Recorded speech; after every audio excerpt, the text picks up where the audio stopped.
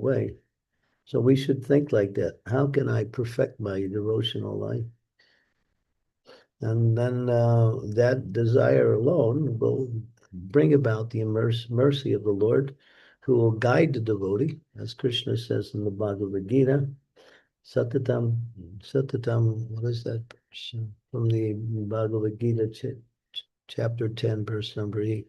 One who worships me in devotion, I give them the understanding by which they can come to me.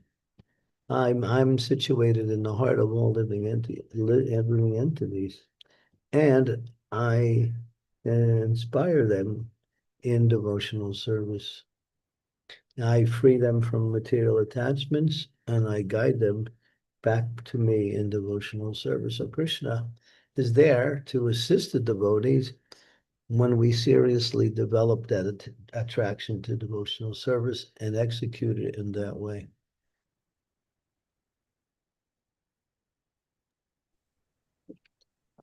Okay, we can open it up for questions. Thank you, Maharaj, for this wonderful explanation, and the verse is quite meaningful. So, dear devotees, first of all, apologies. We had some technical issues, so we started a little bit late, but nonetheless, we've started, so that's good. If you can ask your questions by raising your hands, or you can post your questions by putting it in the chat window if you're not able to do so, and I can relay it on your behalf. Also, if you can turn on your cameras to make this session more interactive, that would be useful. Thank you. Hare Krishna. Hare Krishna. Um, I'll get something for this chair to sit on. Maybe that pillow on the big one.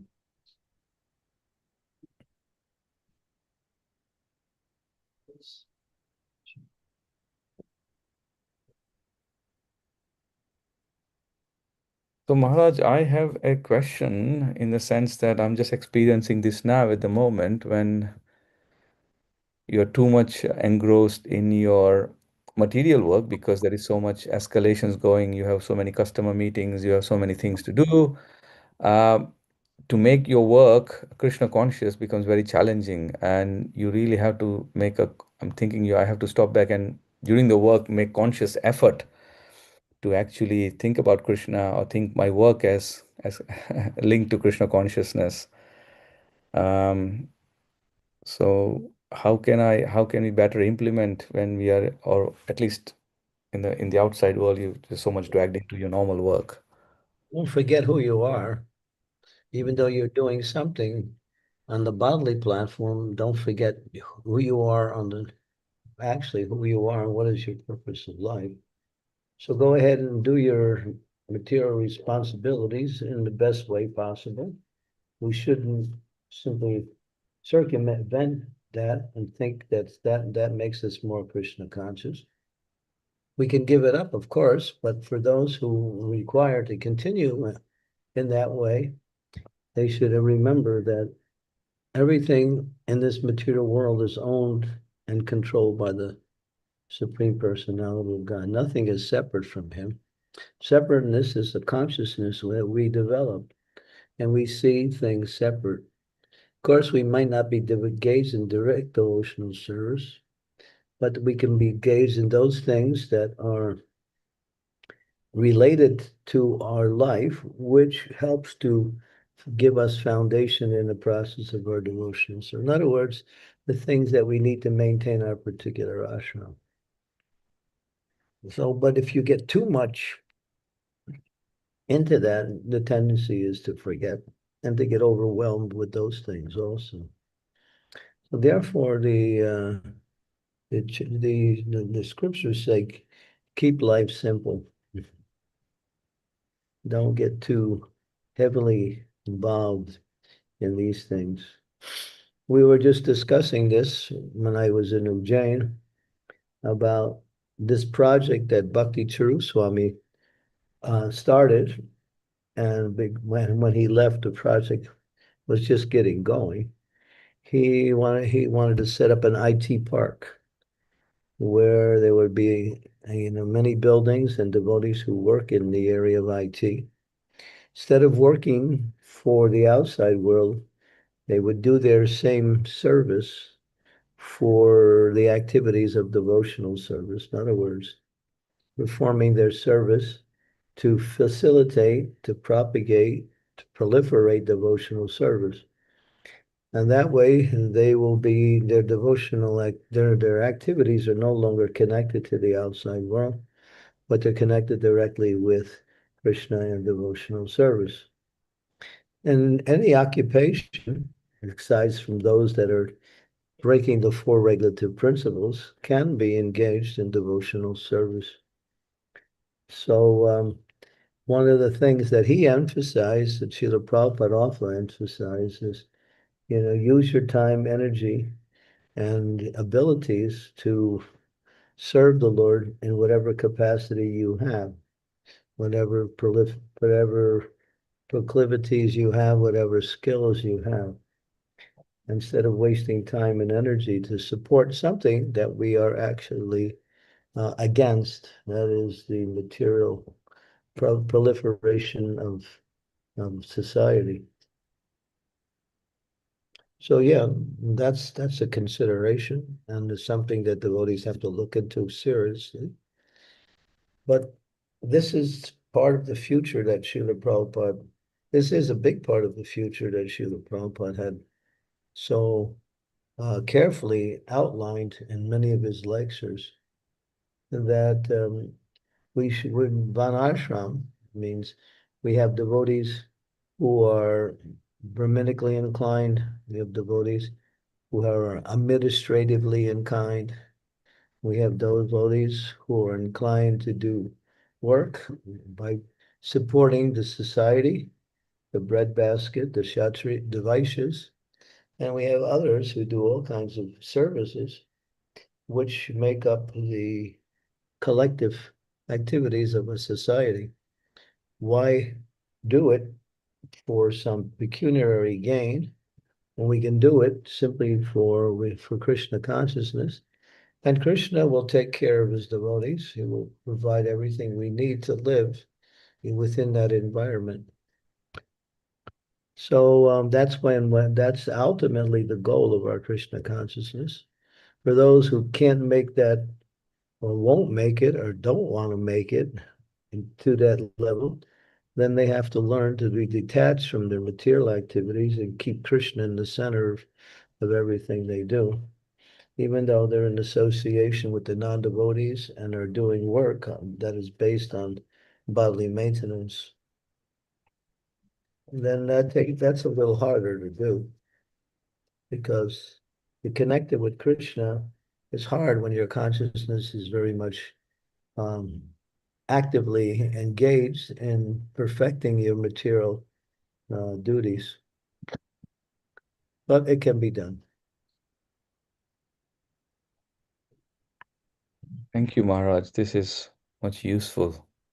I'm finding myself on the other side of the scale a little bit, so Go back on this side. There's thank a you. lot of room here. There's no competition on this side. There's competition on the other side. Thank you, Maharaj. Devotees, any other questions, comments, realization regarding today's topic or anything that you want to inquire?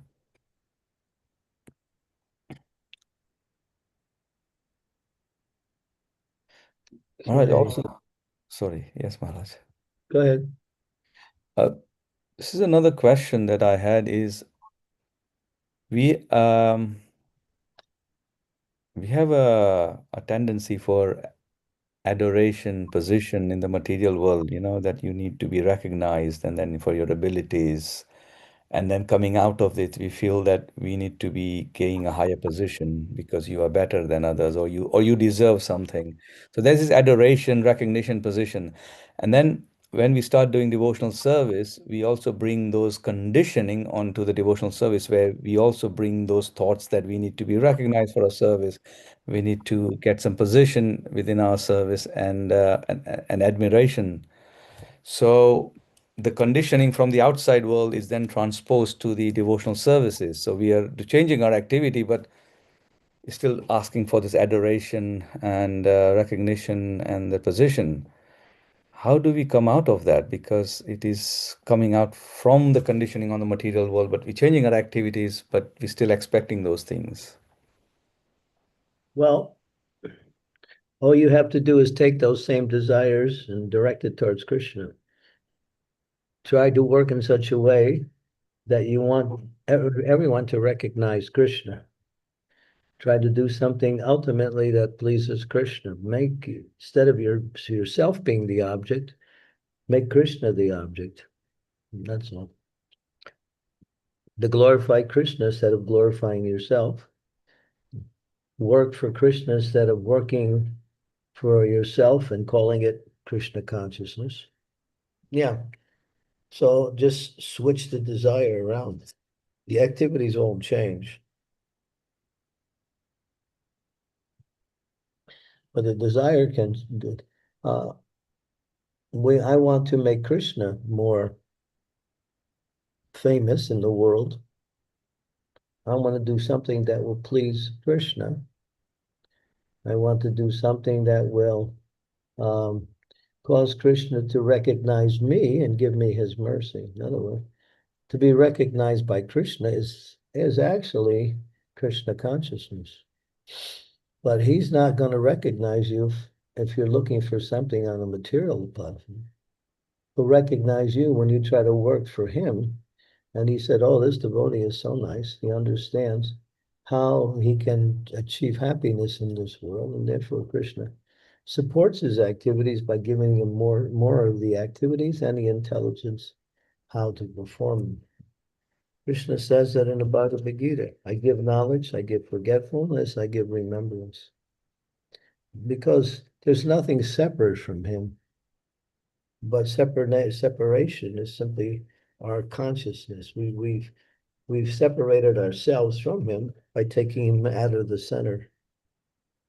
We put ourselves in the center, or we put our family members in the center, our society, and something else in the center. Yes, Maharaj, this is never. Yes, thank you. Shiva Kumar Prabhu, you have a question? Please go ahead. Thank you. Hare Krishna Maharaj, stand out pranams. Please accept my humble obeisances. All glories to Srila Prabhupada.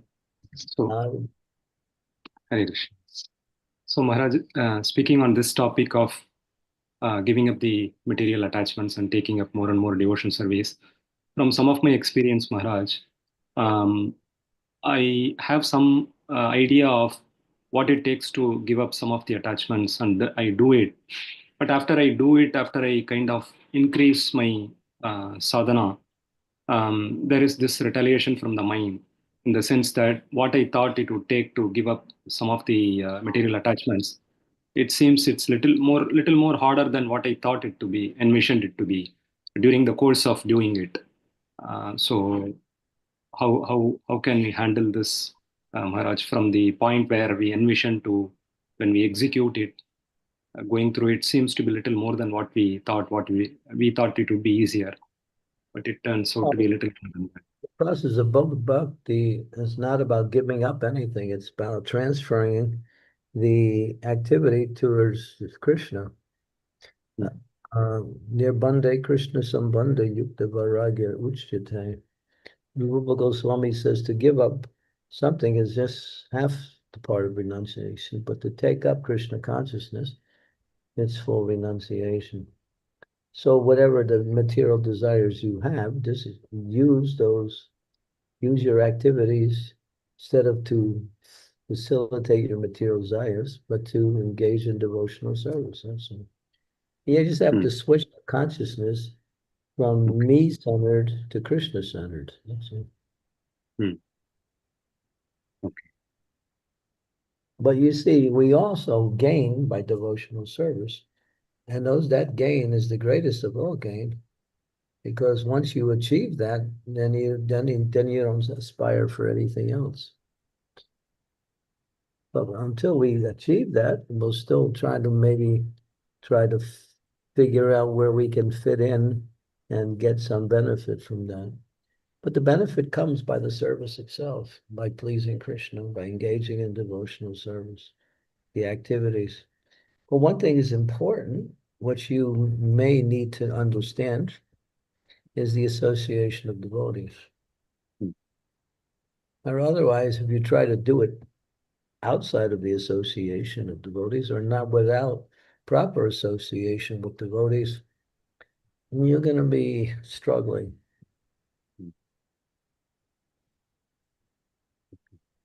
And you may not be successful. Devotees give us the support, they give us the happiness, the association. You're just like you were just with us for a few days.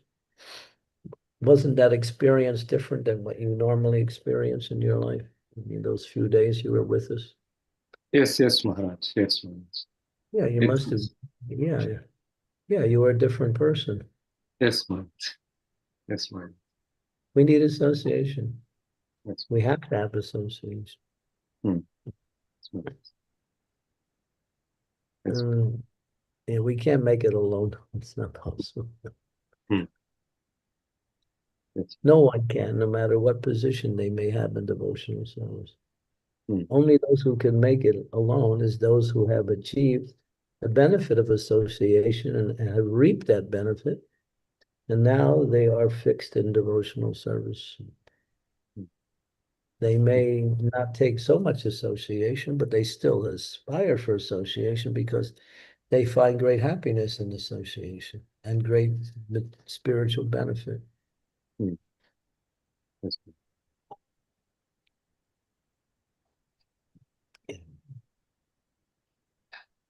Thank you so much. So, are you back in your place now? Yes, Maharaj, I am back in Chennai. Yes. Your flight went okay? Perfectly fine, Maharaj. Perfectly fine. I was actually thinking about your mercy when I was flying in the airplane, Maharaj. See, No issue. Krishna said, "Oh, this man is making some sacrifice." So Krishna made everything easy. Your mercy, Maharaj. By strength of your mercy, I could overcome the barrier both on the physical level and mind level, Maharaj. Krishna's mercy is there. Prabhupada's mercy is there. Yes.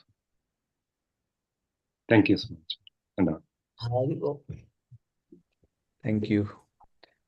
Anjali Kumari Mataji, you can go ahead and ask a question.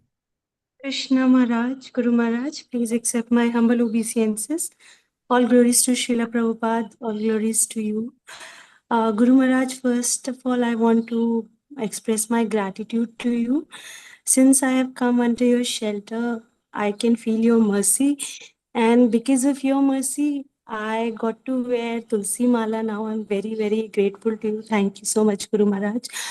Guru Maharaj, I wanted to ask, how can we improve our listening skills while we are listening Srila Prabhupada's lecture, or right now we are listening? So some of the times I find that I am not exactly listening carefully. I think my mind is somewhere else. How do we improve our listening skills? Thank you so much. Yeah, we actually give seminars called communication seminars where we learn techniques for hearing. And there are many you can apply. But in the general, when we're listening to something, we should be actively listening. In other words, as we're hearing, we're also reflecting on what it means. And not just the sound comes in one ear and goes out the other ear, or it doesn't even come in completely. Think about what's being said and how it relates to you. And you can also reference it by what you experienced in the past and see if you've heard something similar, and to see if you can connect the past with the present situation. In other words, active listening. It's called active listening, not just passive listening. When you There's a little bit of a kind of a, I don't know, it's an analogy, it's an example that something goes in one ear and comes out the other. Something goes in one ear and doesn't come out at all. And something goes in one ear and comes out the mouth. And when you actually start actively listening, you start thinking, and then you start thinking about, you'll start speaking about what you actually hear. And that's the culmination. And by Shravanam, Kirtanam comes, and by Kirtanam, Smarnam manifests, and you start remembering. So yeah, active listening, try to practice that. Hear not only what is being said, but also listen to the mood by which it's being said, the tone of voice, the intentions that the speaker is emanating when they speak whatever they're speaking. Carefully listen, go deeper. When we go to kirtans, we do that. We listen very carefully to the singer, and not just the sound vibration is in the atmosphere. We're not really picking up the whole sound vibration because we're there, the ear picks up something, but we don't really pick up the move of the sound vibration. We carefully listen. Learn how to do that. Close your eyes sometimes. Shut out all of the other senses and just accentuate the hearing process. Listen and think about what is being said. And when you practice for a while like that, you find it, you start understanding more of what's being said.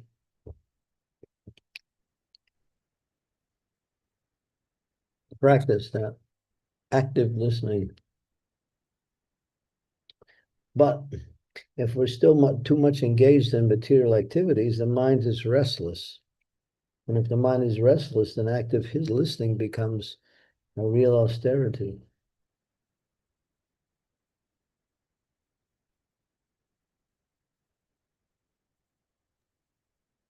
Thank you so much, Guru Maharaj. I'll try to practice that.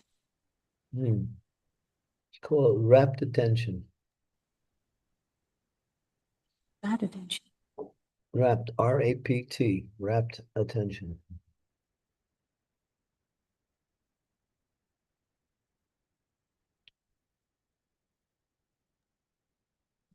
Thank you. Yes, Radha Vinodini Mataji, please go ahead and ask your question. Hare Krishna Guru Maharaj, please accept my humble obeisances. All glories to Srila Prabhupada and all glories to you. You spoke about this principle of Yukta Vairagya and also this principle of simplicity. And somehow when I was thinking about my life and especially spiritual life and services, I came to think that as I try to use all these technological stuff and everything in service, it becomes somehow anything but simple because it starts to be really, really overwhelming to be in touch with so many different people, even if they are devotees, to have so many different kind of services which come up. And I don't know how it's possible to balance it out because obviously these facilities are neutral in a way that we can apply them in a beneficial way and in a not beneficial way, but somehow I experience that they tend to cause me so much trouble and make it more difficult for the mind to be focused. That how can we properly apply these tools in our spiritual life?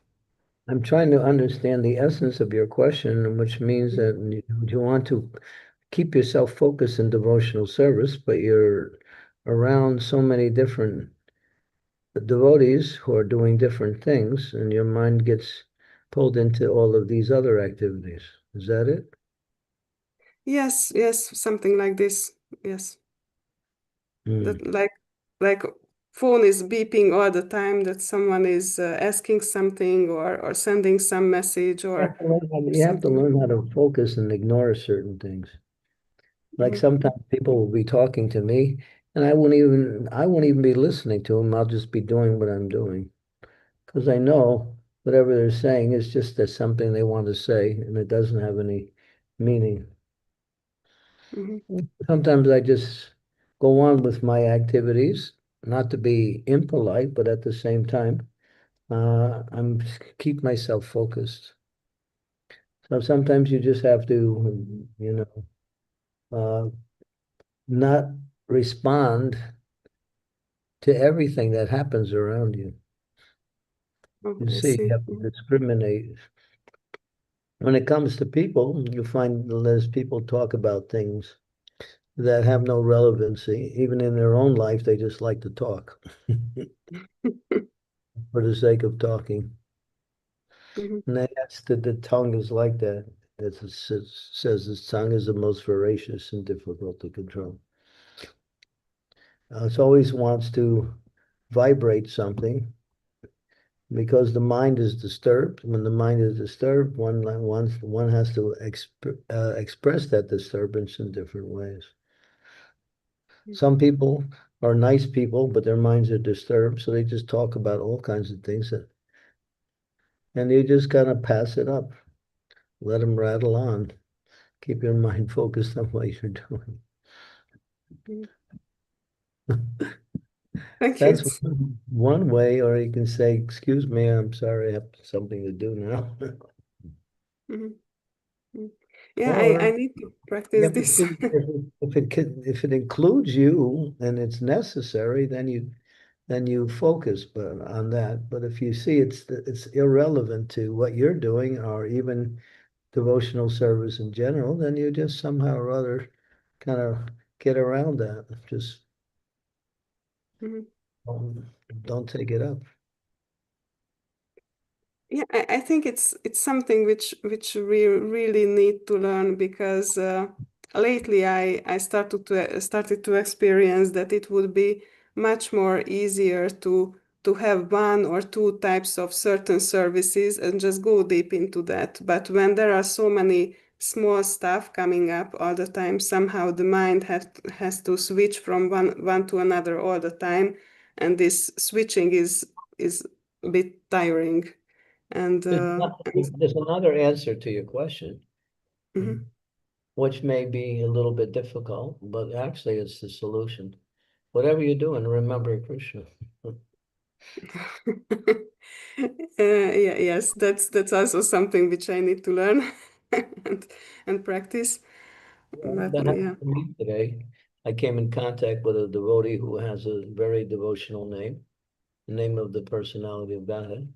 So I start chanting his name in my mind, and I was Mhm. just going about my activities. He was inspired by his association, and I thought, wow, this is nice. I just kept chanting the holy name. It was the Mhm. name of Ram. So, so yeah, just no one can control your mind except you. Yes, that's very true. Mhm. And the distractions are numerous, especially in Kali Yuga. Mhm. Thank you very much. I will try to apply these things, and yeah, let's see. Practice will make it better. Thank you very much. Not everything you come in contact is important. Not Mhm. everything you come in contact is something you have to give attention to. Mhm. Yes, this is true. Yeah, it's we are so much overwhelmed with different kinds of information, and it's just as you said, it's really important to learn to discriminate. Mm. Yeah. Yeah. Thank you very much. Hare Krishna. Jai Ki Jai. Maharaj, there are three questions in the chat window. If it's okay, I can read one of all three of them, but Yeah. are we okay to continue? Yes, Maharaj? Okay. So the first question is from Manohar Das. How can one recognize within oneself that there is a practical development in one's practice? And how radical should a sadhaka be in avoiding things that are unfavorable, even if it's in one's own place of dwelling or ashram? How can one recognize whether they're making advancement in spiritual life? Yeah, how eager they are to engage in devotional service, how eager they are to give up material activities, how much they're losing their attraction for material activities, how much they're gaining their attraction for spiritual activities. This is all done in proportion. And when we start seeing, I'm developing nice qualities. I'm becoming humble. I'm becoming tolerant. I'm becoming more inclined to service. I'm not so much disturbed by what goes wrong and not so much overwhelmed by in happiness by what goes right. All these are symptoms of a devotee who's making advancement in devotional service. And if you live in a certain environment and certain things are not favorable, then either you have to make them favorable or avoid that environment.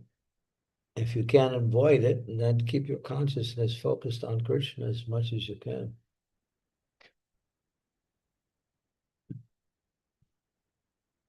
We don't have an obligation to patronize people's material desires. It's not our duty.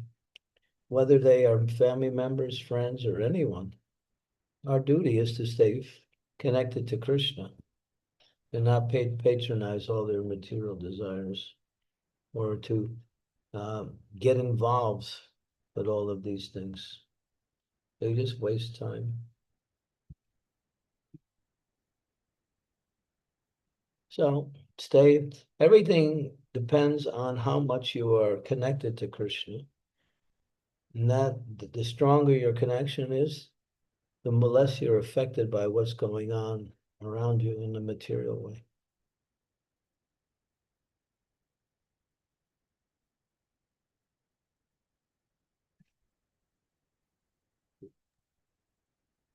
Thank you, Maharaj. So, Maharaj, there's a second question is from Gauri Priya Mataji. Dear Maharaj, did I understand correctly that you said that if someone has taken up the path of bhakti in order to obtain certain attachments or to fulfill certain material desires, then such a person will have to take birth again and again?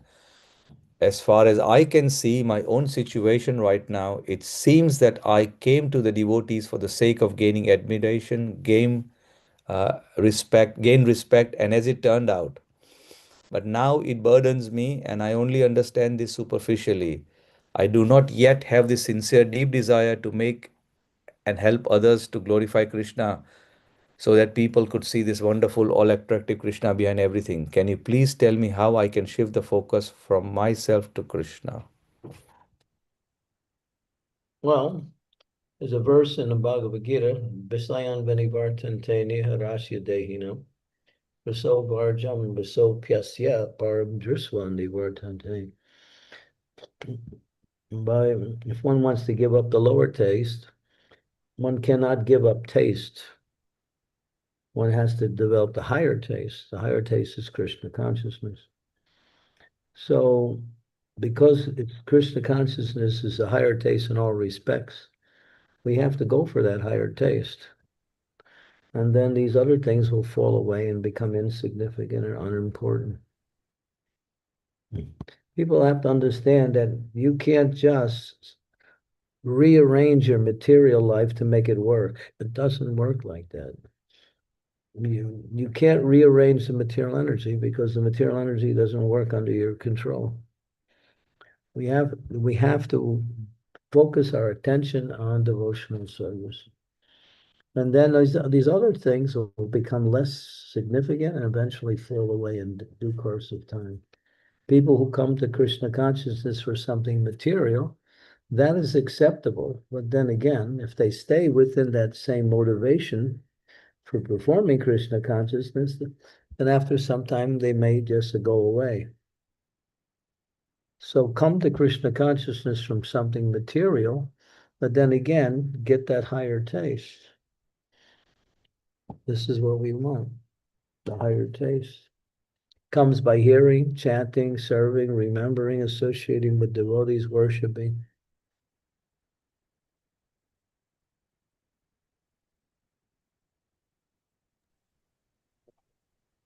You can't, I see devotees, they try to push back then material energy by some intellectual gymnastics. You can somehow, this is what the karmis do. They're not successful in what they do, and therefore they think, I'll be successful in what I do if I just rearrange how I do it. But we're not into that. Because it doesn't work. Focus on devotional service and gain that higher taste. It's there. Comes by chanting, comes by singing, dancing, it comes by taking prasadam, comes by associating with devotees, comes by hearing the philosophy and discussing the philosophy, comes by worshiping the deity, go to the temple, see the beautiful form of the Lord, and forget about all of the beauties of the material energy. Replace material with spiritual.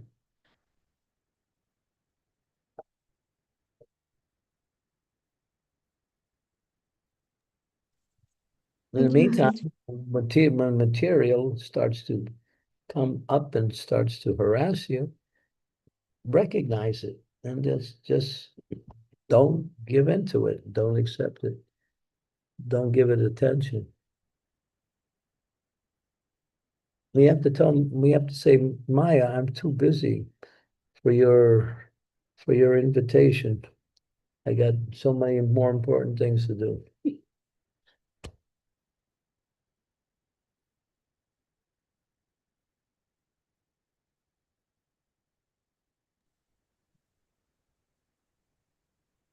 Thank you, Maharaj. There is also one question in the chat window by Vraja Janapriya Radha Mata. When do we hold that and go to Pavni? She's been having her hand up. Yes. Okay. Yes, Pavani, you can go ahead. Hare Krishna Guru Maharaj, please accept my humble obeisances. All gurus to Srila Prabhupada and your divine lotus feet. Maharaj, since my school started, I have been feeling like I'm not focusing on Krishna that much. I'm being diverted from Krishna. So how do I still remember Krishna even in being with Maya? The same question. Yeah, you have to pay attention to your schoolwork. You think, all right, I got to go to school, and I got to do all this stuff. All right, but all right, at least give Krishna some time during the day. You can't just focus on schoolwork exclusively. And what about your spiritual life? So give Krishna, there's 24 hours. How many hours are you going to give Krishna and how many hours are you going to give schoolwork?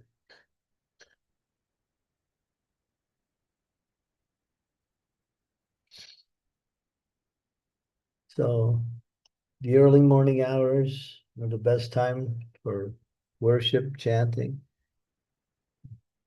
reading. So reading we can also do in the evening.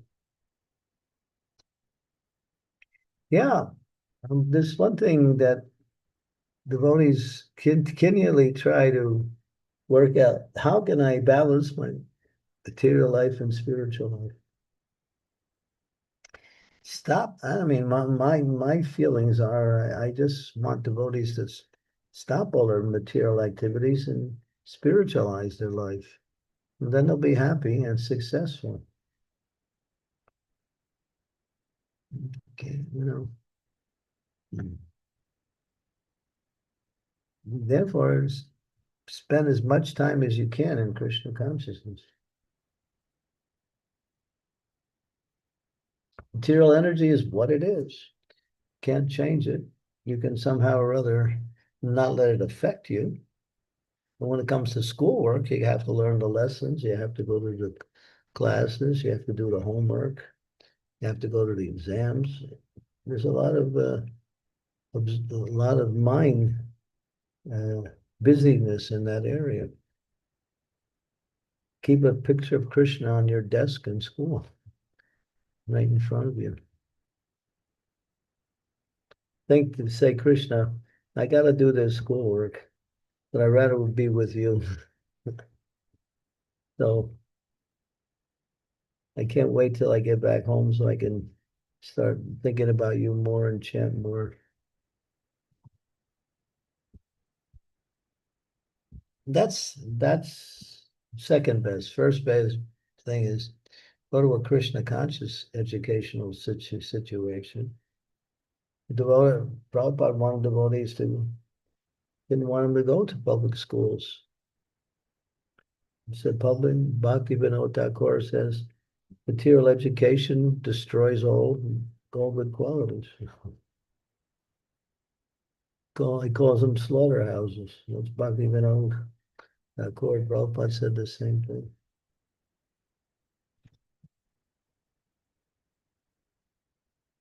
So you live in America, you have one very good asset. You don't have to go to school in America. You can do homeschooling. Some countries don't allow that. It's unfortunate, but America does. Homeschooling you can do.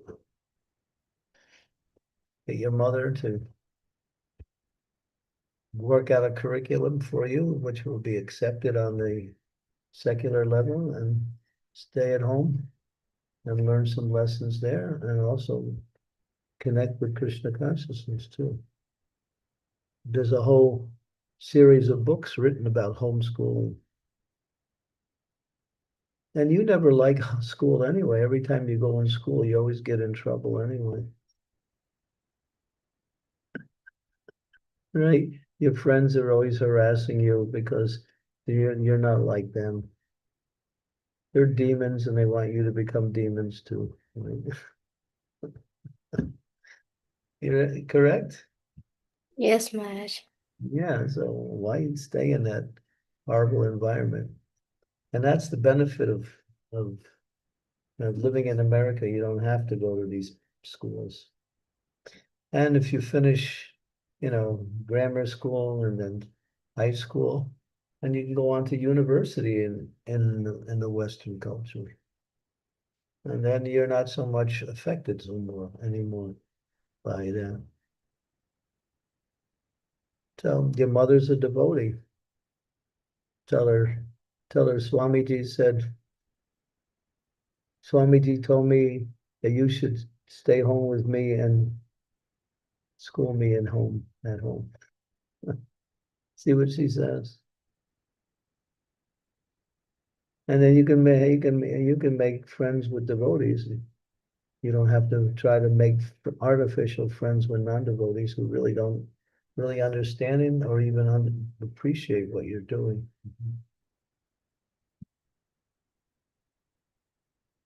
Right? Am Yes. I wrong? No, Maharaj. It's very true. Yeah, yeah, you look miserable. It's because you're going to school. I hated school. I had to go through it, but I hated it. I got the worst marks in school. I never got an A in any of my subjects, never throughout my whole. If I got a B, that was by mistake. I never got any good marks. I hated school. But then I found the school I liked, and that's Krishna Conscious School. Learning about the science of bhakti, learning about Krishna.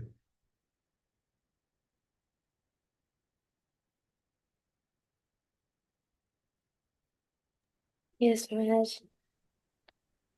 Yeah. By your mother. There's a whole series of books that are written by one devotee. Her name is Aruda, and she's written even the Bhagavatams for homeschooling. She's done eight cantos of Srimad Bhagavatam. I think, oh, she's done actually 10 cantos of Bhagavatam. Our children were both homeschooled.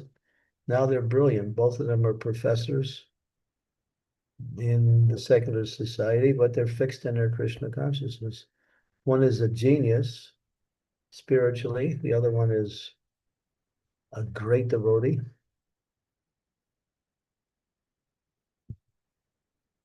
So yeah, and there's many other devotees who have gone through that homeschooling.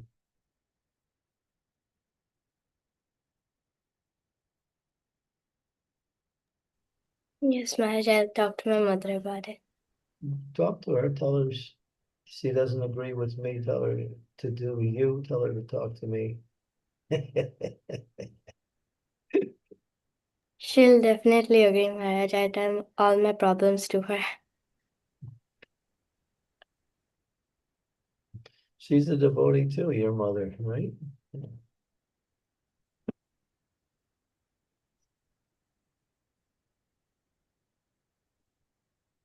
Many schools, I mean, what goes on in public schools, especially in America, is horrible. It's really bad. American public schools are just like places of crime. It's really bad. I get reports all the time from devotee kids who are going to school, how much they hate the environment they're in.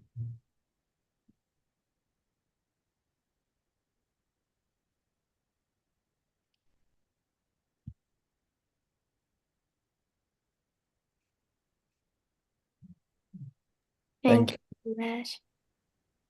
Yeah. There's a whole world of education in Krishna consciousness, and you can also learn secular studies also side by side.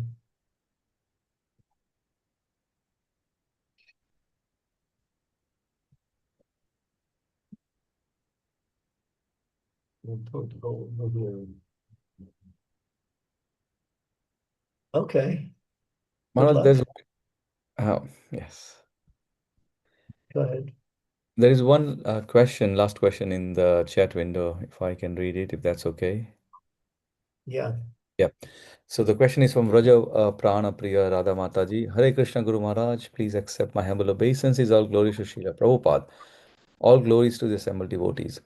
Is there any way to understand our real image? I am trying to be fixed in the idea that we are not this body. This takes me to how is the real image of our soul related to Krishna and Radharani. We have the descriptions and the deities so we can see them and try to learn from your holiness how to establish a relationship with God. For me, it would be really helpful to have something, any image of a servant to able to identify myself with. Is that possible? Thank you very much, dear Guru Maharaj. Well, it starts with preliminary knowledge. The Bhagavad Gita starts off where Krishna chastises Arjuna for acting on the bodily platform. He calls him, in so many words, he calls him a fool. He says you're lamenting what's not meant to be lamented. Therefore, you're a fool. And then Krishna, for more than 20 verses, 25 verses, he explains the difference between the body and the soul. Read that section in the Gita, starting with verse number 11 of the second chapter. Vasocham man vasocham stva pratyavaram chivasase gatasam zadatat cha nanu sochanti panditaha. You're speaking like a learned person, but I can see you're not. And then the next verse he says, both you, I, and all these kings on the battlefield, we are eternal. And then in the next verse, he describes as the soul goes through different stages of life, changing bodies, but the soul is the same and the body is changing. You can reflect on that also. This is one thing that Prabhupada would emphasize. You were a little girl, and now you're a woman. So where's your little girl's body? It's gone. You have a different body. And after some time, that body will change and you'll have a different body. But you're the same person. Body's changing, you're the same. You're perceiving the changes, but you're not changing. Who are you are. You're the same observer of everything. You're observing what is always changing. That observer is the soul. So we can start to understand our soul simply in an empirical way by making observations on how everything changes, but we don't change. How everything is happening, but we don't really have to get involved with anything because we are not necessarily obliged to get involved with everything. We can choose. What is that choosing? The intelligence. Well, what is intelligence? Intelligence is a feature of the soul's existence. And Krishna, for that whole section, from verse 11 to verse number 29, 18 verses or more, he just speaks the difference between the body and the soul. So that's preliminary knowledge. But when you start understanding preliminary knowledge and you start doing devotional service, you start serving the Lord, then the combined efforts of those both activities will start to help you to realize that you're not this body. What happens to the body is not happening to you.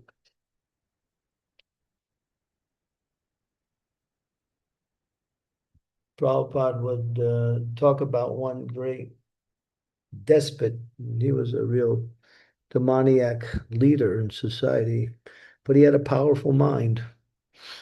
So when he had to get an operation, a very severe operation, they wanted to give him an anesthesia. He didn't want it. He wanted to watch the operation. His mind was so strong that he wasn't so much affected by the operation. He just wanted to watch it. So he did. And so that's the element of a person who's seeing what's happening to their body, but at the same time, the seer and the object they're seeing is two different things. So if you wanted to learn more about that, I'll give you a verse, which if you read this verse and purport over and over, you'll start to understand in a practical way you're not this body. And that verse is from the second canto of Bhagavatam, second chapter, verse 35, 2:35. It's an empirical process for understanding the difference between you and your body. It's very interesting. You won't find verses like this in the Bhagavatam or anywhere. It's an interesting verse, 2:35. Not 32 to 35, 2:35. Just one verse. Second canto, second chapter, verse 35. So that the scriptures help us in different ways, both spiritually and practically also, to understand principles.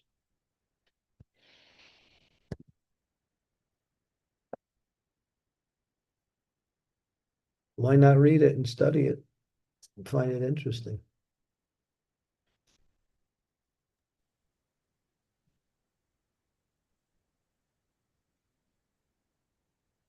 Thank you, Maharaj.